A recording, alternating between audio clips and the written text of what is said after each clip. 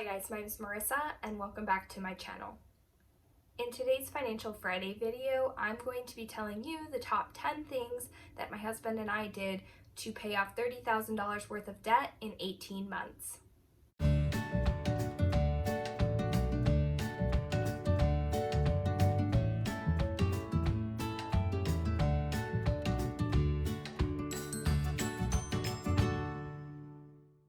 On last week's Financial Friday video, I showed you how to do a budget.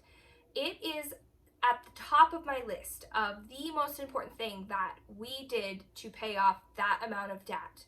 If you don't create a budget and stick to a budget, you're never going to have success paying off debt. You're not being intentional with your money. You don't know where things are going. You don't know areas that you can cut costs to free up additional money towards debt payments. If you don't have a budget, before watching this video, click on the link above and watch my video on how to create a budget.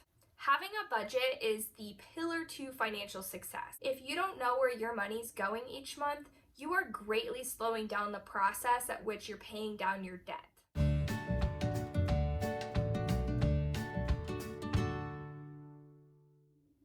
Now that you've created a budget, we're no longer going to allow life to just happen to us. Most things that people categorize as an emergency are things that are predictable.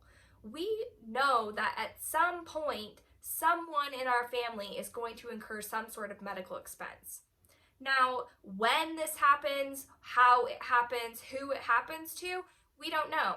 But it goes without saying that at some point, this is going to happen.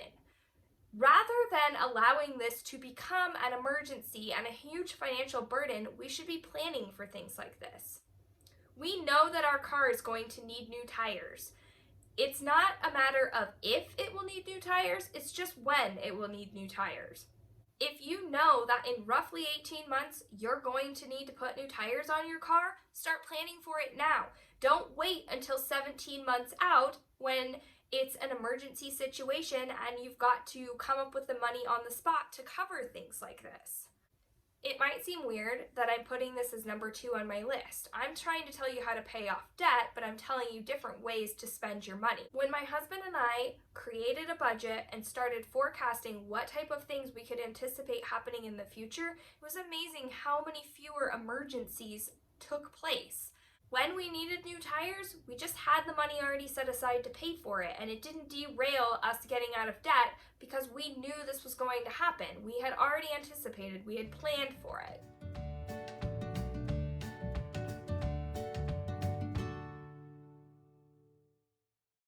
Neither one of us were willing to give up free money during the process of getting out of debt. So we did continue to invest up to our match. Prior to implementing these steps, we were putting additional money into Roth IRAs. When we decided that we no longer wanted to live our life burdened with debt, we stopped putting in beyond the match and started allocating that money towards debt payments.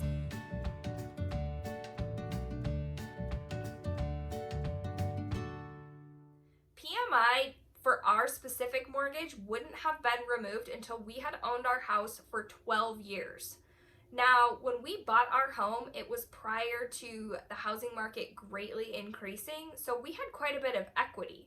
The only thing that we had to do to have PMI removed from our house was pay $300 to have a new appraisal done. Our lender then reviewed that information, took into consideration our current loan to value, and removed our PMI from our monthly mortgage payment. This saved us $156 every month that went straight to debt payments.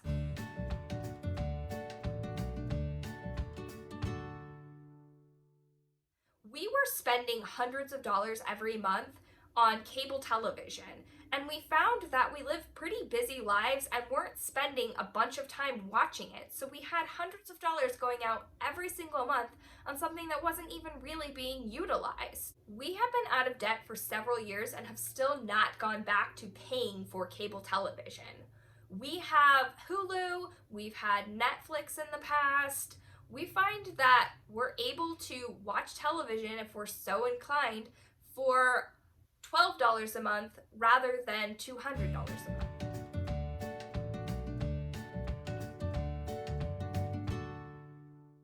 We had just been with the same company and had never looked around to see if there was a better deal.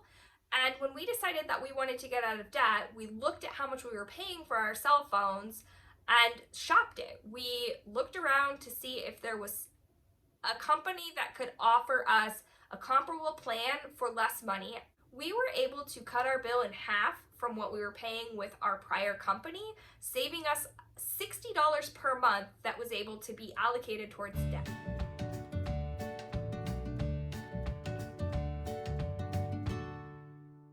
Earlier in this video, I talked about Hulu and Netflix, and they're great. We utilize them, but if you have subscriptions to something that you're not using, if you've got a fitness plan on demand, if you're paying for razors, if you have magazine subscriptions, if you have music streaming, there are a number of different subscriptions that you can participate in that really add up over time.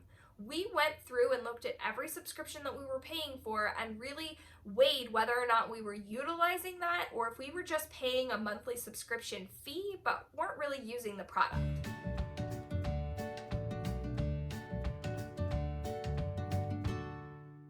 It is amazing how much money we were spending every single month eating out and going to Starbucks.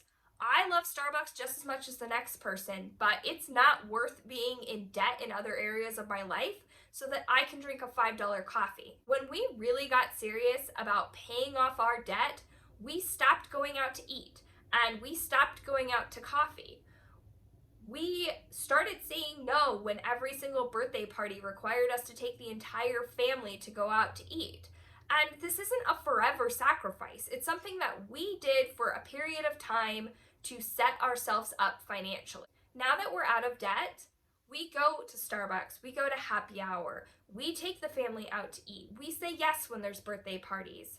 We have money in our budget to go out to eat because we're not weighed down by debt and making other sacrifices so that we can drink coffee.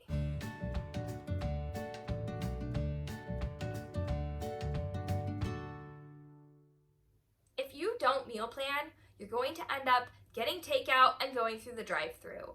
We need to have a plan in place to know what we're doing every single night at dinner. It shouldn't be a scramble. Dinner is not a surprise. You know every single night you're going to have to feed your family dinner. So you need to have a plan in place of how you're going to do that, what you're going to feed them.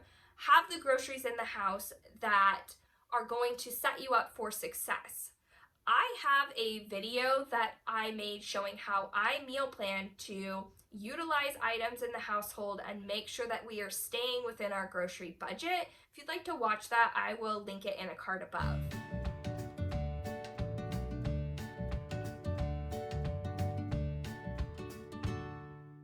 What you owe.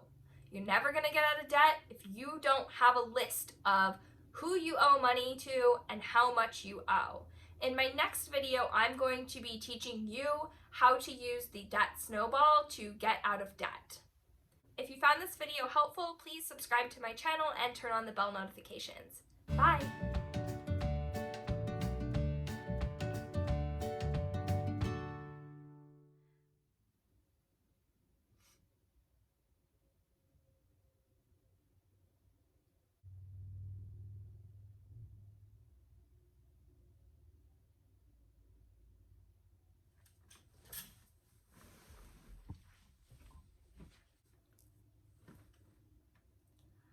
Number 2, predict what you can and plan. Now that you have a budget, it's going to be, now that you've created a budget, the 9th thing that we did, a plan in place of how you were going to feed your family each night. Exactly who you owe money to, how much you owe, then you're not going to be successful. We